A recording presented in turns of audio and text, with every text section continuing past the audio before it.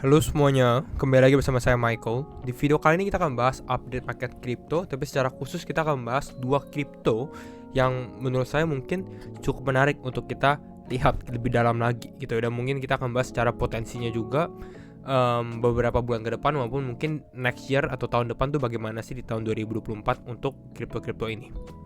Jadi kalau misalnya teman-teman suka update market crypto seperti ini, jangan lupa untuk share videonya, like ataupun subscribe, dan kita bisa langsung masuk aja ke dalam pembahasan di mana market relatif masih sideways sekali, nggak terlalu banyak pergerakan. Untuk Bitcoin juga, Ethereum dan lain-lainnya belum ada tren yang bisa dibilang clear trend lah, intinya seperti itu ya. Belum ada tanda-tanda reversal ya, atau kenaikan atau perubahan arah, atau belum ada tanda-tanda Bitcoin mengalami breakdown juga. Dan relatif minggu ini relatif slow week sih, minggu yang cukup pelan, nggak terlalu banyak data-data makroekonomi yang keluar juga gitu ya. Sebenarnya overall kita lihat juga altcoin nggak terlalu banyak pergerakan ya. Kita bahas langsung aja ke Fear and Greed Index kita di area fearful 40 ya.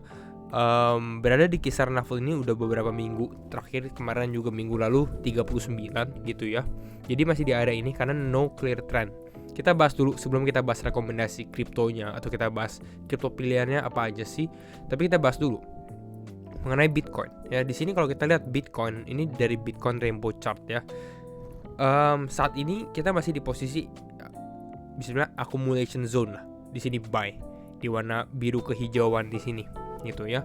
Jadi belum di posisi-posisi atas karena bisa dibilang Bitcoin masih konsolidasi di area kisaran 26, 25-an dan mungkin bisa ke 24 juga gitu. Nah, kita lihat juga untuk secara short term, ini dari CRG, dia membahas bahwa OI ini adalah open interest. Jadi ini adalah kontrak-kontrak yang dibuka di dalam market futures. Kalau teman-teman tahu futures market di dalam market crypto, nah ini adalah open interestnya yang mengalami kenaikan. Ini teman-teman bisa lihat di sini open interestnya mengalami kenaikan.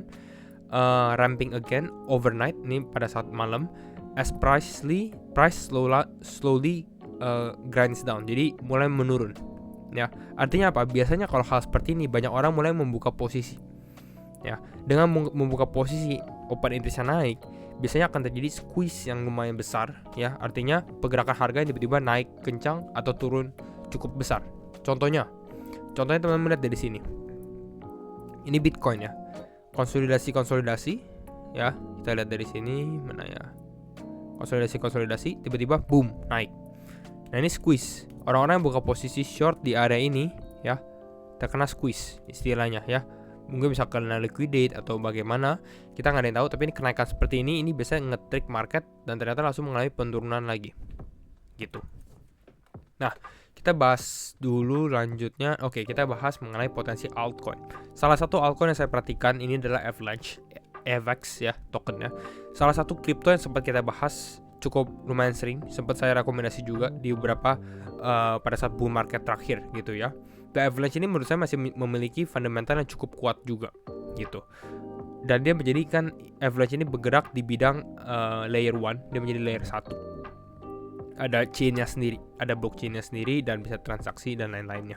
Nah, di network Avalanche kita ngomongin AVAX-nya dulu, token AVAX. Saat ini token AVAX berada di kisaran $9,8. Ini udah termasuk cheap sih, udah termasuk murah ya secara valuasi juga. Dan ini mengalami penurunan sekitar 11,7% dalam 7 hari terakhir. Untuk market cap, Avalanche ini di nomor 19. Jadi sebenarnya nggak terlalu kecil, nggak terlalu besar. Relatif cukup big caps lah, cukup oke lah istilah ini, setara dengan kalau kita scroll di sini. Mana ya? Ya ini setara ya 19. Bitcoin Cash, Swap Bitcoin seperti itu. Ya. Next dulu. Nah, kita ini Avalanche punya website. Kita nggak akan bahas terlalu mendalam ya. Tapi yang saya mau bahas ini secara fundamentalnya yang teman-teman harus perhatikan. Avalanche ini networknya Avalanche ini dibagi oleh 3. Ada exchange atau X-chain gitu ya. Lalu ada platform chain, P-chain, dan juga ada consensus atau C-chainnya ini. Nah, yang menarik adalah teknologi subnetsnya dia. Subnets ini membuat network yang bisa dibilang spesifik terhadap fungsinya. Ini kalau teman-teman lihat ada satu tweet yang saya mau kasih lihat, bukan tweet, sekarang X gitu ya. Nah ini Recently, Bank of America, besar sekali Bank of America, released a report predicting asset tokenization will exceed $16 trillion in the next 5 to 15 years. Jadi bakal naik lebih dari 16 triliun dolar. Ini besar sekali. Gitu ya. Lalu dia ada cited atau bisa dibilang lalu dia masukkan lah Avalanche Subnet, di sini kelihatan Avalanche Subnet as one of the key platforms driving the future of transferring value globally. Biasa bilang ya, ini salah satu key platform yang menjadi kunci untuk saat ini sebenarnya ya. Bisa jadi enggak, bisa jadi di 15 tahun lagi enggak, tapi kalau saya lihat secara teknologi Avalanche it's good gitu ya. Nah, subnet ini hampir mirip dengan layer 2, tapi mereka memiliki kedua fungsi yang berbeda. Layer 2 yang seperti kita tahu, dia adalah great scaling solution. Ya, biasanya kan tujuan dia adalah layer 2, membantu layer 1. Untuk apa? Untuk ya semakin cepat transaksinya, semakin smooth dan lain-lainnya gitu ya. Nah, tapi kelemahan layer 2 adalah general purpose-nya ya. Ini mereka adalah general purpose chains. Jadi mereka nggak fit ke suatu project tertentu. Nggak bisa bilang kalau bahasa Inggris cater, nggak ditunjukkan untuk project tertentu. Tapi kalau subnets ini berbeda. Subnets ini khusus. Misalnya ini subnets untuk di apps ini. Berarti ya khusus untuk itu aja. Intinya seperti itu. Subnets khusus untuk DeFi, ada untuk DeFi. Nah, ini adalah kelebihan dari Avalanche sendiri. Dan ini kita bisa lihat mana ya. Nah, ini ekosistem media. Banyak subnetsnya. Ini kalau teman-teman lihat statistiknya ini bisa kelihatan. Ya, ada Beam subnet, DFK subnet, DOS subnet, Swimmer Network subnet, Step Network subnet, seperti itu. Kalau secara jumlah active address kita lihat nggak terlalu banyak pergerakan karena market juga nggak bergerak sebenarnya. Kalau secara 1 tahun harusnya ada penurunan. Ya, ada sedikit penurunan, kita bisa lihat dari sini. Tapi masih oke lah gitu ya. Kita langsung bahas lagi mungkin ke altcoin yang kedua. Tapi sebelum masuk saya mau bahas juga mengenai Coinvest Asia. Ini wrap up ya, karena kemarin saya sempat ke Coinvest Asia dan sangat menarik ya, dimana kita bisa dibilang ketemu like-minded people, membahas diskusi, networking sama orang-orang dengan speakersnya juga. Dan ini saya kasih glimpse beberapa video aja biar teman-teman ada gambaran sih. Ya, ini ada CEO Indodax, sempat ada Sandiaga Uno, tapi ini menggunakan video dan lain-lainnya. Ya, ini kalau teman-teman lihat, ini saya close di sini. Ini teman bisa perhatikan. Ini pintu masuknya lah untuk ke Coinvest Asia. Bisa dilihat seperti ini, cukup megah. Ini di Bali suasananya. Kalau teman-teman yang nggak tahu Coinvest Asia di mana, ini lagi di Bali. Ini untuk entrance-nya seperti itu. Lalu ini saya belum ada waktu buat edit ya, jadi ini raw footage sekali. Ini untuk booth-nya. Dan banyak sekali orang-orang luar sih ya, lebih dari 50 negara kalau nggak salah. Jadi ada bule banyak sekali, ini nggak kelihatan kayak di Indonesia. Tapi ya ini suasananya, biar teman-teman bisa perhatikan juga. Dan mungkin bisa ikut juga di Coinvest 2024. Tapi ini teman-teman bisa lihat, ini salah satu stage-nya dia ya. Ini saya mau bahas. Ini cukup sangat menarik sekali. Nih, teman-teman bisa lihat, ini stage-nya, lalu nih ke laut ya, karena kita lagi di tebing banget di Bali-nya. Dan orang-orang di Bintek, walaupun ya memang sedikit panas sih gitu ya. Tapi sebelum itu sebenarnya juga thank you juga untuk CoinX ya, karena kan CoinX berpartner juga dengan kita, dan salah satu dua dari teman-teman viewers juga menang giveaway, dan kita ketemu di Coinvest juga gitu ya. Jadi ya thank you CoinX sekali lagi. Dan kalau teman-teman yang belum ada CoinX, please feel free juga untuk download CoinX juga, ada di deskripsi linknya gitu ya. Ini salah satu stage berikutnya juga sih dari Coinvest. Ini stage yang indoor seperti itu ya. Jadi kira-kira ini wrap up dari Coinvest. Kita akan ketemu lagi nanti di Coinvest 2024. Tapi kita bahas untuk yang nextnya kita mau bahas 2 altcoin. Salah satu yang kedua adalah Thorchain ya. Thorchain atau tokennya adalah Rune. Nah, kalau Thorchain ini dia adalah cross chain ya. Jadi mereka punya gambaran tuh cross chain. Cross chain artinya apa? Cross chain artinya bisa dari chain A ke chain B. Misalnya teman-teman dari Avalanche mau transfer ke Polygon Matic, bisa ke network Polygon. Seperti itu. Ini adalah cross chain ya. Dan kenapa saya lihat Thorchain ini menarik? Karena Thorchain ini bisa bilang cross chain itu orang maunya yang seamless, orang maunya yang mudah. Ya udahlah, yang nggak mau ribet seperti itu. Mungkin sedikit mahal, tapi Thorchain sebenarnya kalau kita swap dan lain-lain nggak terlalu ini juga sih secara fee ya. Tapi orang maunya yang mudah, yang paling gampang deh, intinya seperti itu.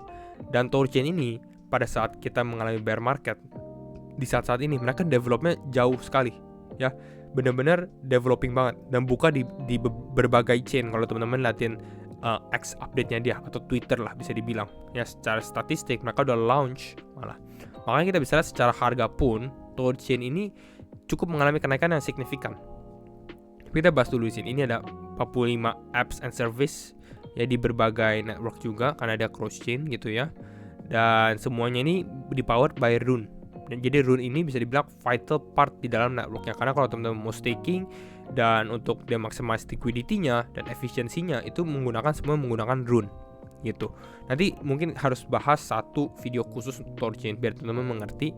Tapi Torchain untuk wrap sedikit, dia lebih kecil dari Avalanche. Dia sekarang di ranking 62 gitu ya. Tapi overall menarik sekali gitu ya. Kita bahas untuk technical sekarang ya. Kembali lagi disclaimer on and do your own research. Saya belum disclaimer juga di video kali ini, jadi disclaimer on. Setiap keputusan tetap di tangan teman-teman. Nggak terlalu mau banyak pembahasan sebenarnya. Intinya kalau untuk Bitcoin secara teknikal gitu ya, ini kita masih di dalam satu garis ini. Ini garis kuning ini bisa dikatakan ini key line kita atau garis kunci kita. Dan yang Bitcoin hovering, dia berada di area ini aja. Turun, naik, dan lain-lainnya. Nggak terlalu banyak pergerakan. Dan kita sempat call move ini di saat Bitcoin mungkin akan mengalami penurunan ke area kisar level 24-an atau 23-an gitu. Dan sebenarnya belum terjadi. Ini kita lihat masih belum terjadi. Cuma kalau saya lihat dari saat ini ya, ini cukup menarik. Kenapa? Karena saya lihat mungkin Bitcoin bisa gaining strength atau bisa sedikit mengalami kenaikan. Kenapa? Karena ini bisa teman-teman perhatikan, ini technically kita testing 3 kali.